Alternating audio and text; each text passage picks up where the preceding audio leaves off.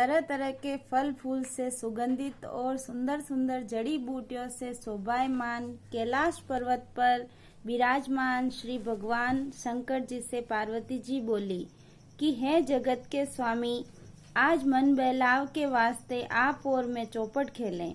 शंकर जी ने कहा कि चौपट के खेल में बेईमानी बहुत होती है और हार जीत का पता नहीं पड़ता है, इसलिए कोई तीसरा आदमी होना चाहिए जो ईमानदारी से हार जीत का फैसला कर सके।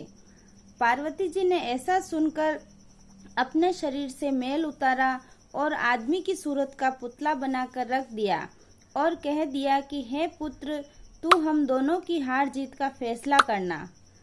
ऐसा वचन बोलकर महादेव जी और पार्वती जी ने पासा फेंका और पुत्र से पूछा कि कौन हारा कौन जीता।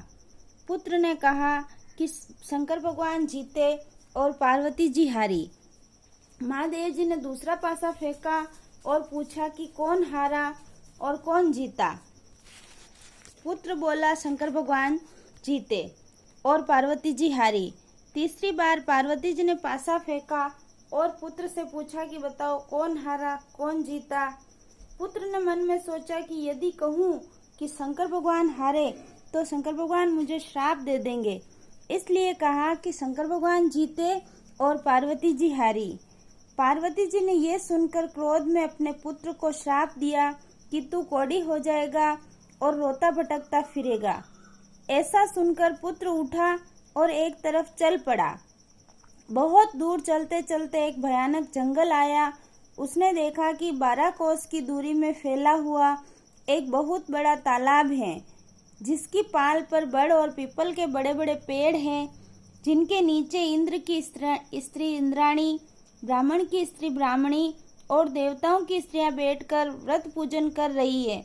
उन व्रत करती हुई स्त्रियों को देखकर पार्वती जी के पुत्र अंगद जी ने पूछा कि तुम यहाँ क्या कर रही हो। तब देवताओं की स्त्रियों ने कहा कि वाचा नाम के महादेव जी का व्रत पूजन कर रही है। अंगद जी ने पूछा कि इसके करने से क्या फल होता है। तब देवताओं की स्त्रियों ने कहा कि इस व्रत के करने से मन की सब इच्छाएं पूर्ण होती है। अंगद जी ने कहा कि इस व्रत को मैं भी करूंगा। ऐसा विचार कर उन्होंने किसी से चावल, किसी से सुपारी और पूजा का सामान लेकर व्रत शुरू कर दिया। अंगद जी को देवताओं की स्त्रियों ने व्रत का सारा तरीका बता दिया कि श्रावण सुदी के पहले सोमवार को कुंवारी लड़की से 2.5 पुनी सूत कताकर डोरा करे और उस डोरे को गेरू रंग में रंग कर उस डोरे से शंकर भगवान का पूजन कार्तिक सुदी चौथ तक हर सोमवार तक करता रहे। कार्तिक सुदी चौथ के दिन ही इसका उजड़ना करे। तब 1.25 सेर घी, 1.25 सेर गुड़, 4 सेर आटे का चूरमा बनाकर इसके 4 हिस्से बना लेवे। एक हिस्सा ब्राह्मण को, एक हिस्सा साधु को, एक हिस्सा गाय को देवे और एक हिस्सा सबको बराबर बांट देवे। सबको बराबर देवे, किसी को कम ज्यादा नहीं देवे। इस बताए हुए नियम से अंगद जी को व्रत करते हुए 4 साल हो गए। इधर एक दिन अंगद जी को याद कर पार्वती जी ने महादेव जी से कहा कि पुत्र को गए बहुत दिन हो गए हैं, कोई समाचार भी अभी तक नहीं आया। कृपा कर ऐसा कोई व्रत बताओ कि जिनके करने से पुत्र मिल जावे। तब महादेव जी ने बताया कि सावन सुदी के पहले सोमवार को कुंवारी लड़की से 2.5 पुनी सूत कतावे और उसका डोरा बनाकर गेरू रंग में कर उससे हर सोमवार को महादेव जी की पूजा करे। फिर कार्तिक सुदी चौथ को उसका उजड़ना करे। उसमें 1.25 सेर घी, 1.25 सेर गुड़, 4.25 सेर आटा लेकर चूरमा बनावे और उसमें से चाहे राजा हो या गरीब सबको बराबर तोल कर बांट दे। इस तरह से बताए हुए ढंग से पार्वती जी को व्रत करते हुए 4 वर्ष हो गए। उधर एक दिन पुत्र के मन में आया कि माता पिता के पास मिलने के लिए जाना चाहिए। व्रत करने से अंगद जी की देह इंसान जैसी सुंदर हो गई थी। अंगद जी माता पार्वती के पास जाकर खड़े हो गए। पुत्र को आया देखकर पार्वती जी हंसने लगी। अंगद जी ये देखकर पीछे हट गए। पार्वती जी ने पूछा कि पुत्र तुम पीछे क्यों हट गए। तब पुत्र ने कहा कि मेरे बिना बुलाए आने पर आप हंसी, इसलिए मैं पीछे हट गया। इस पर पार्वती जी ने कहा कि मैं तो तुम्हारे आने पर नहीं हंसी, मैं तो व्रत के प्रभाव पर हंसी हूँ, क्योंकि तुमसे मिलने के लिए मैंने ये व्रत किया था। तब अंगद जी ने कहा कि मैंने भी ये मनसा वाचा व्रत किया है। पार्वती जी बोली कि इस व्रत के करने से ही तुम्हारा श्राप मिट गया है। मैंने ये व्रत किया तो तुम मुझे मिल गए, अब तुम क्या चाहते हो सो कहो। पुत्र बोला, मैं उज्जैन नगरी में राज्य करना चाहता हूँ। यह कहकर वह उज्जैन की तरफ चल पड़ा। उज्जैन पहुंचकर राजा रानी से मिला। राजा रानी बूढ़े हो गए थे, उनके कोई पुत्र नहीं था, केवल एक कन्या थी। राजा रानी ने सोचा कि हम बूढ़े हो गए हैं, इसलिए अपनी कन्या का विवाह किसी अच्छे वर के साथ करके सारा राज्य पाट उसे ही संभला देवें। ऐसा विचार करके उन्होंने एक स्वयंवर रचा, जिसमें देश विदेश के बड़े बड़े राजकुमार बुलाए गए। स्वयंवर में एक हथनी को सजाकर राजा ने हथनी से हाथ जोड़कर कहा कि हे हथनी देवी, इन सब में जो राज करने का अधिकारी हो और कन्या के लिए श्रेष्ठ वर हो, उसी के गले में यह माला डाल देना। यह कहकर हथनी की सूंड में वह माला पकड़ा दी। हथनी ने चारों तरफ देखभाल कर पार्वती जी के पुत्र अंगद जी के गले में माला डाल दी। तब सबने कहा कि हथनी चूक गई है। फिर हथनी का श्रृंगार किया गया और हाथ जोड़कर कहा कि जो इस राज्य को भोगने का अधिकारी हो और राजकुमारी के लिए अच्छा वर हो, उसी के गले में ये माला डाल देना। यह कहकर माला हथनी की सूंड में पकड़ा दी। अंगद जी को पहले ही वहां से निकाल दिया था। हथनी ने घूम फिरकर बाहर निकलकर फिर अंगद जी के गले में माला डाल दी। तब फिर सब लोगों ने कहा हथनी ने हट कर लिए, इसलिए फिर उसी के गले में माला डाल दिए। ऐसा विचार कर फिर हथनी को सजाया गया और माला देकर निवेदन किया कि हे गजराज, तू देवता स्वरूप है, सो जो इस राज्य का मालिक बनकर राज्य भोगने वाला हो और राजकुमारी के लिए श्रेष्ठ वर हो, उसी के गले में ये माला डाल देना। अंगद जी को पहले ही मार पीट कर बाहर निकाल दिया था। हथनी घूम फिरकर फिर बाहर निकल गई और उनके गले में माला डाल दी। तब राजा ने नगर के सेठ को बुलाकर हुक्म दिया कि इन अंगद जी को आप घर ले जाकर बारात बनाकर ले आओ। सेठ अंगद जी को घर ले गया और वहां से बारात बनाकर राजा के यहाँ ले आया। राजा ने पंडितों को बुलवाकर मंडप की रचना करवाई और अपनी कन्या के साथ अंगद जी का विवाह कर दिया। सारा राजपाट उसको सौंप दिया। अपने खर्च के लिए केवल 4 गांव रख लिए। राजकुमारी और अंगद जी ने महल में प्रवेश किया। राजकुमारी ने पूछा कि आपका नाम क्या है, जाति क्या है और आपके माता पिता कौन हैं?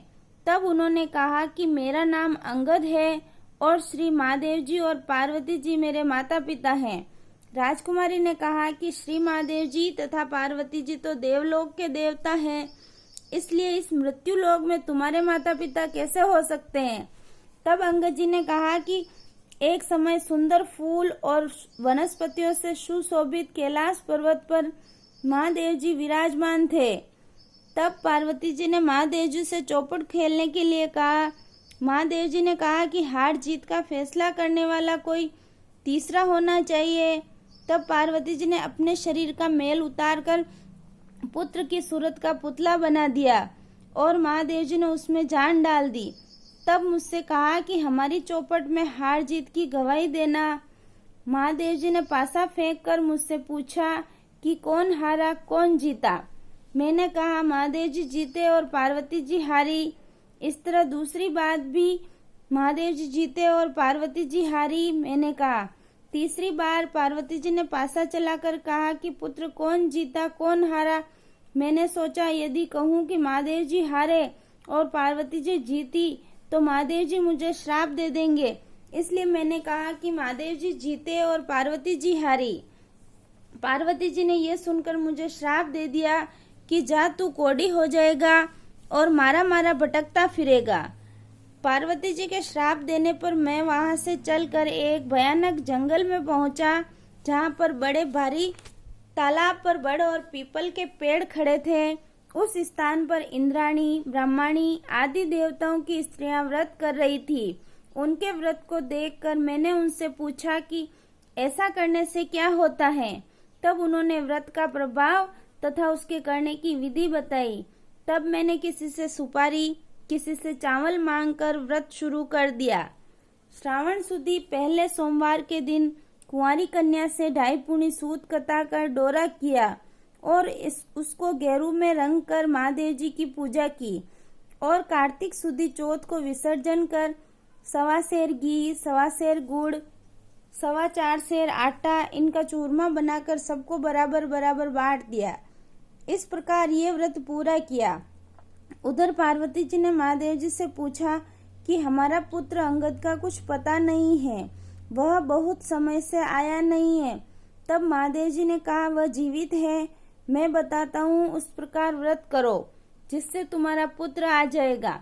व्रत का विधान बताया कि श्रावण सुदी के पहले सोमवार के दिन कुंवारी कन्या से 2.5 पूनी सूत कताकर डोरा बनावे, उसको गेरू रंग में रंग कर महादेव जी की पूजा करे और कार्तिक सुदी चौथ का उजड़ना करे।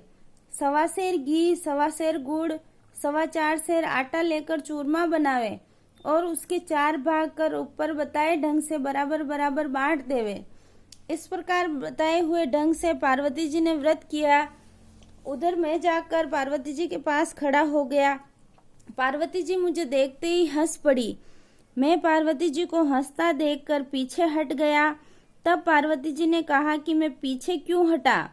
मैंने कहा कि तुम मेरे बिना बुलाए आने पर हंसी, इसलिए पीछे हटा।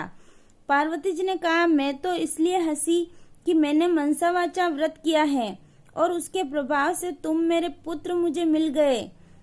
मैंने कहा, मैंने भी ये व्रत किया है। तब माता पार्वती ने कहा, तुम्हारे मन में क्या है सो कहो। मैंने कहा, उज्जैन नगरी की राजकुमारी और उज्जैन का राज्य मुझे मिल जाए।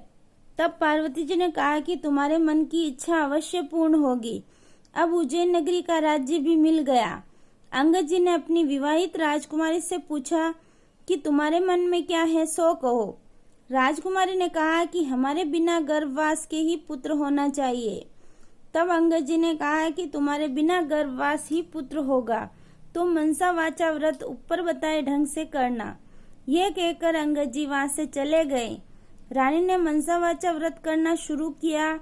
4 वर्ष के बाद एक दिन रानी ने दातुन करते समय दासी को पात्र भरकर जल लाने को कहा। दासी जल लाने गई, तब क्या देखती है, सोने की पालकी में बच्चा बैठा हुआ पैर का अंगूठा चूस रहा है। दासी ने झट से आकर रानी से कहा कि आपके पुत्र हुआ है। रानी ने कहा कि क्यों हमसे हंसी करती हो। दासी ने कहा कि विश्वास न हो तो चलकर देख लो। रानी ने जाकर देखा तो सचमुच पालने में बच्चा बैठा पैर का अंगूठा चूस रहा है। रानी ने बहुत प्रसन्न होकर श्री महादेव जी से प्रार्थना की कि हे भगवान, आपने ये पुत्र दिया तो इसके लिए मेरे स्तनों से दूध की धारा भी निकल जाए। इतना कहते ही स्तनों से दूध की धारा छूट गई। बच्चे को स्नान कराकर दूध पिलाया। इस प्रकार बालक धीरे धीरे बड़ा होने लगा। कुछ बड़ा होने पर एक दिन बालक अपनी माता से पूछ बैठा कि मेरे पिता कौन है। तब माता ने कहा कि अंगद जी तेरे पिता तथा महादेव जी और पार्वती जी तेरे दादा दादी हैं। तब पुत्र फूल कुंवर ने कहा कि ये बात तो मृत्युलोक में कोई नहीं मान सकता। तब माता ने कहा कि एक दिन महादेव जी और पार्वती जी ने कैलाश पर्वत पर चौपट खेलने की सोची। हार जीत का फैसला करने के लिए पार्वती जी ने अपने शरीर से मैल उतारकर मनुष्य का पुतला बनाया और शिव जी ने उसमें जीवन डाल दिया और कहा कि तुम हमारी हार जीत का फैसला करना। यह कहकर महादेव जी ने पासा फेंका और पूछा कि कौन जीता। पुत्र ने कहा महादेव जी जीते और पार्वती जी हारी। दूसरी बार भी पासा चलाने पर पुत्र ने कहा महादेव जी जीते और पार्वती जी हारी। तीसरी बार पार्वती जी ने पासा चलाया और पुत्र से पूछा कि कौन जीता कौन हारा। पुत्र ने महादेव जी के श्राप से डरकर कहा कि महादेव जी जीते और पार्वती जी हारी। पुत्र का यह वचन सुनकर पार्वती जी ने आवेश में आकर पुत्र को श्राप दे दिया कि तू दर दर भटकता फिरेगा, तेरे सारे शरीर पर कोढ़ हो जाएगा। पार्वती जी के श्राप सुनकर पुत्र वहां से चलकर एक बड़े तालाब के पास पहुंचा, जहां पर बड़े भारी पीपल के पेड़ के नीचे ब्राह्मणी और इंद्राणी मनसा वाचा का व्रत कर रही थी। अंगद ने कहा, इस व्रत के करने से क्या होता है? तो देवताओं की स्त्रियों ने कहा, इससे सब मन की इच्छाएं पूर्ण होती है। अंगद ने कहा, यह व्रत तो मैं भी करूंगा। तब किसी से सुपारी, किसी से चावल मांगकर व्रत किया। व्रत करते करते 4 वर्ष हो गए। उधर पार्वती जी ने महादेव जी से पूछा कि पुत्र नहीं आया है, सो ऐसा उपाय बताओ जिससे मेरा पुत्र आ जाए। महादेव जी ने कहा कि श्रावण सुदी को जब पहला सोमवार आवे, तब कुंवारी कन्या से 2.5 पूनी सूत कताकर महादेव जी का पूजन करे। 1.25 सेर घी, 1.25 सेर गुड़, 4.25 सेर आटे का चूरमा कर 4 भाग बराबर कर एक साधु, एक ब्राह्मण, एक गाय को देना और आधा खुद खावे और आधा बांट देवे। ऐसा 4 वर्ष तक करे। 4 वर्ष व्रत करने पर पुत्र आकर खड़ा हो गया और पार्वती जी हंसने लगी। तब अंगद जी पीछे हट गए। पार्वती जी ने अंगद जी से पूछा कि तुम पीछे क्यों हट गए? तब अंगद जी ने कहा कि तुम हंसी इसलिए मैं पीछे हटा। तब पार्वती जी ने कहा, मैं तो व्रत के प्रभाव से हंसी। पुत्र ने पूछा, मैंने मनसावाचा व्रत किया। तब पुत्र ने कहा कि मैंने भी मनसावाचा व्रत किया। पार्वती जी ने कहा कि इस व्रत के प्रभाव से तुम्हारा भी श्राप मिट गया। अब तुम्हारे मन में क्या है सो कहो। पुत्र ने कहा, मैं उज्जैन राज्य चाहता हूँ और माता बोली कि तुम्हें उज्जैन का राज्य मिल जाएगा। तेरे पिता के बताने से मैंने इस मनसावाचा व्रत को किया, तो तुम बिना गर्भ धारण के पुत्र उत्पन्न हुए। इस तरह से अंगद जी तुम्हारे पिता और महादेव जी तुम्हारे दादा हैं। माता ने कहा कि पुत्र तुम्हारी क्या इच्छा है सो कहो। पुत्र ने कहा, हमारे यहाँ इंद्रलोक से विमान आवे, जिसमें एक कन्या हो, उसी के साथ मेरा विवाह हो। माता ने कहा, जा तेरी इच्छा पूर्ण होगी। तब पुत्र ने भी व्रत करना शुरू किया और 4 वर्ष करने पर एक दिन सुबह पुत्र ने देखा कि आकाश से एक विमान उतर रहा है। विमान उतरने पर राजा ने विमान के पास पहुंचकर और उसका पर्दा हटाकर देखा कि उसमें एक 12 वर्ष की सुंदर कन्या बैठी। तब राजा ने ब्राह्मणों को बुलाकर साजबाज और ठाट बाट के साथ उस कन्या से विवाह कर लिया।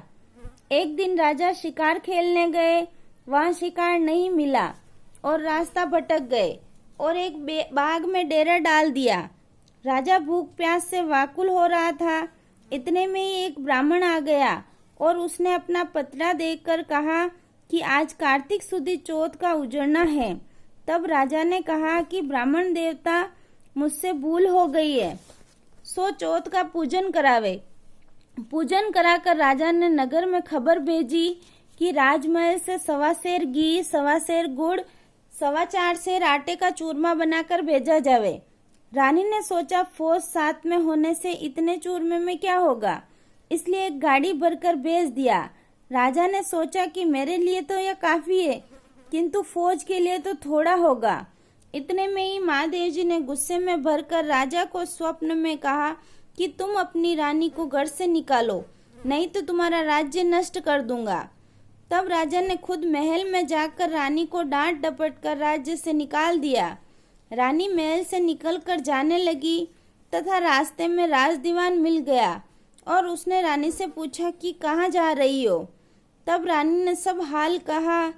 दीवान ने कहा, राजा साहब का गुस्सा कम होने पर उन्हें समझा देंगे, आप मेरे घर पर चले। इस प्रकार कह रानी को अपने घर ले गया। वहां पहुंचते ही दीवान अंधा हो गया।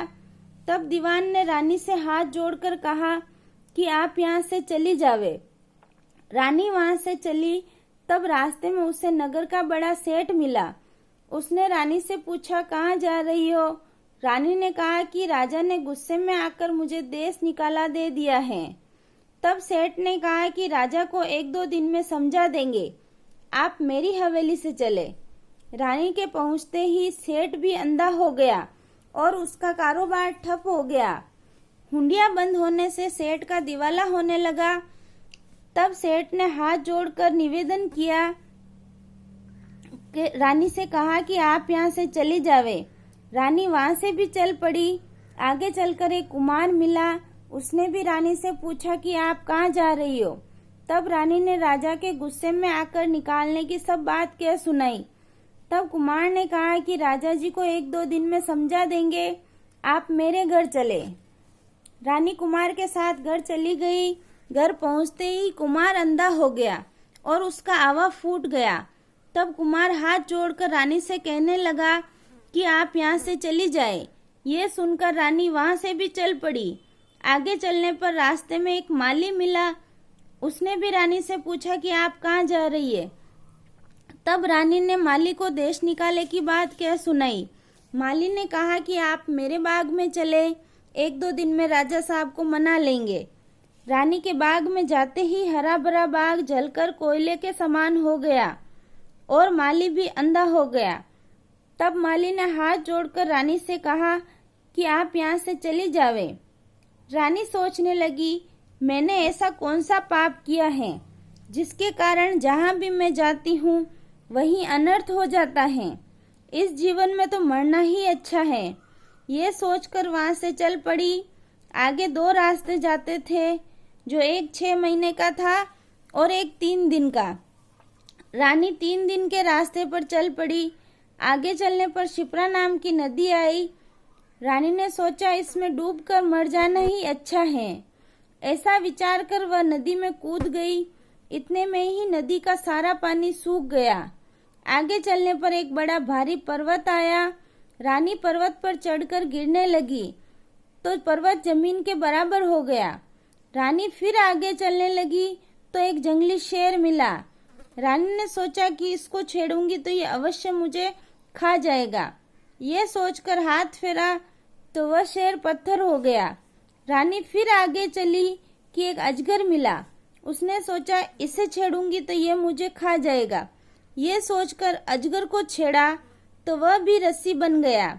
वहां से फिर आगे चली तो चलते चलते एक बड़ा भारी बड़ पीपल का पेड़ आया, जिसके नीचे कुआं था और महादेव जी का मंदिर था। उसमें बैठकर रानी ओम नमः शिवाय मंत्र का पाठ करने लगी।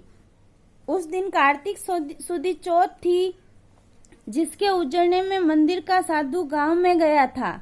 आते समय रास्ते में उसे कुत्ते ने काट खाया। साधु ने सोचा मंदिर में कौन ऐसा पापी आ गया जिससे मुझे कुत्ते ने काट खाया है। रानी के पास जाकर साधु ने कहा, कौन ये डाकन बेटी है। तब रानी ने कहा, मैं डाकन नहीं, एक दुखी स्त्री हूँ। यदि आप मुझे अपनी धर्म की बेटी बनावे तो मैं सब अपना हाल आपको बताऊं। तब साधु ने कहा कि तुम मेरी धर्म की बेटी हो, अपना सारा हाल कहो। रानी ने सब बातें बता दी। साधु ने रानी की बात सुनकर उसे एक लड्डू दिया और कहा कि आज कार्तिक सुदी चौथ का उजड़ना है, सो राजा को अधिक नहीं और गरीब को कम नहीं देना चाहिए, इसलिए 1.25 सेर लड्डू बनाए हैं। तब रानी ने विचार किया कि मैंने राजा के कहने पर चूरमा अधिक भेजा था, इसलिए मुझे दुख मिल रहा है। रानी ने साधु से कहा कि इस व्रत को मैं करूंगी। साधु ने कहा कि सावन सुदी में पहला सोमवार आवे तब इस व्रत की विधि बताऊंगा। कुछ दिन बीतने पर सावन सुदी आई। तब रानी ने साधु को याद दिलाई। साधु ने गांव में जाकर पूजा की सामग्री इकट्ठी की और पूजा आरंभ की। सावन के पहले सोमवार के दिन कुंवारी कन्या से 2.5 पुनी सूत कतवाया और महादेव जी की पूजा की। कार्तिक सुदी चौथ का उजड़ना किया तथा 1.25 सेर घी, 1.25 सेर गुड़, 4.25 सेर आटे का चूरमा किया और उसके 4 भाग कर पहली बताई विधि से बांट दिया।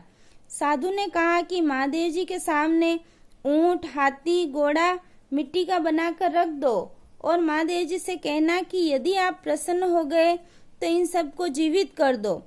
ओम नमः शिवाय मंत्र का पाठ कर जल का छींटा देना।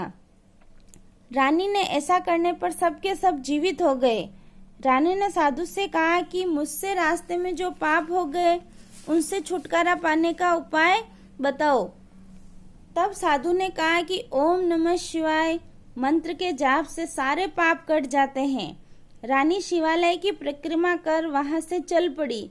सबसे पहले जो सर्प रस्सी बन गया था उसके पास गई और ओम नमः शिवाय मंत्र का जाप करके बोली कि इस सर्प का चौगुना शरीर हो जावे।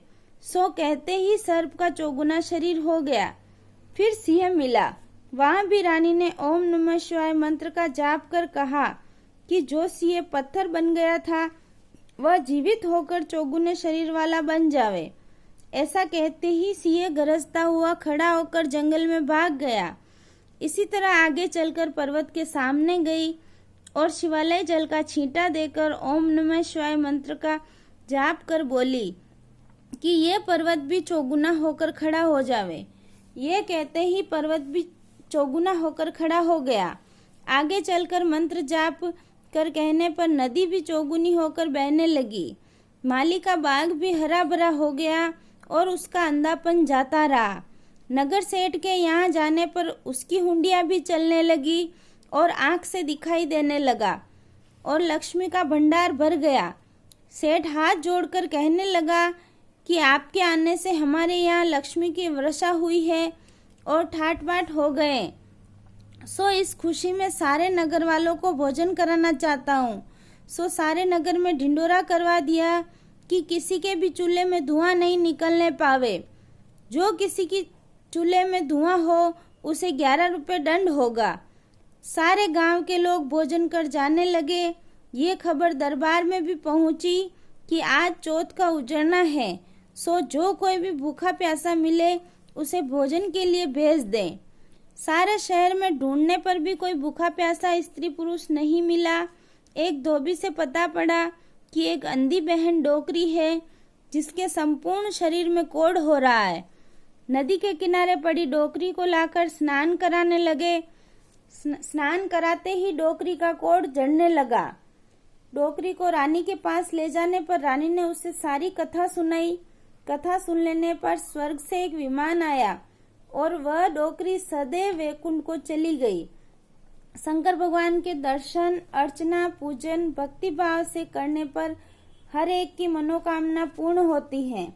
भगवान शंकर की जो नर नारी श्रावण, कार्तिक व माघ महीने में श्रद्धा भक्ति भाव से पूजा करता है वह सभी भोगों को भोग कर संसार के बंधनों से छूटकर मुक्ति को प्राप्त होता है। अतः शंकर भगवान की नित्य प्रति पूजा कर हर गृहस्थी अपना जन्म सफल करे। ओम नमः शिवाय।